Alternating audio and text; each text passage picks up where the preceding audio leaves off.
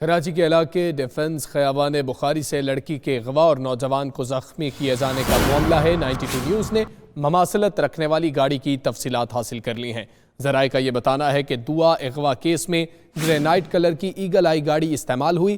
مماثلت رکھنے والی گاڑی 27 نومبر کو خالد بن ولید روڈ سے چھینی گئی۔ اسی پر مزید بات کریں گے، فیاض یونس ہمارے ساتھ موجود ہیں۔ جی فیاض، بتائیے پولیس کا مزید کیا کہنا ہے اس گاڑی کے حوالے سے؟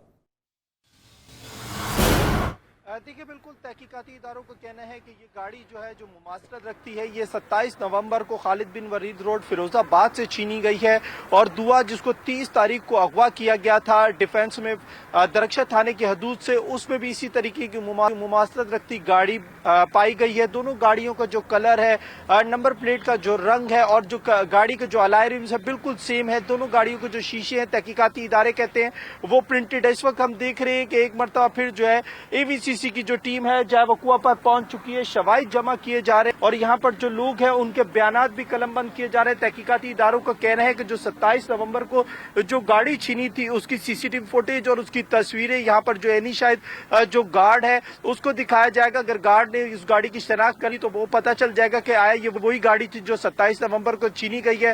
تحقیقاتی ادارے کہتے ہیں کہ 36 گھنٹے سے زائد کا وقت گزر چکا ہے، تاحال اس گروپ کا پتہ نہیں چل سکا جس نے دعا کو اغوا کیا اور حارث کو زخمی کیا۔ پولیس کا یہ کہنا ہے کہ جیسے ہی حارث ہوش میں آئے گا اس کا تفصیلی بیان ریکارڈ کیا جائے گا۔ جائے وقوع پر جو ہے شواہد جمع کر لیے گئے ہیں، تاحال پولیس یہ پتہ نہیں لگا سکی کہ کون سا ایسا گروپ تھا جس نے دعا کو جو ہے اغوا کیا اور حارث کو زخمی کرنے کے بعد ڈیفنس کے اس پوش علاقے سے جو ہے ملزمان فرار ہو گئے۔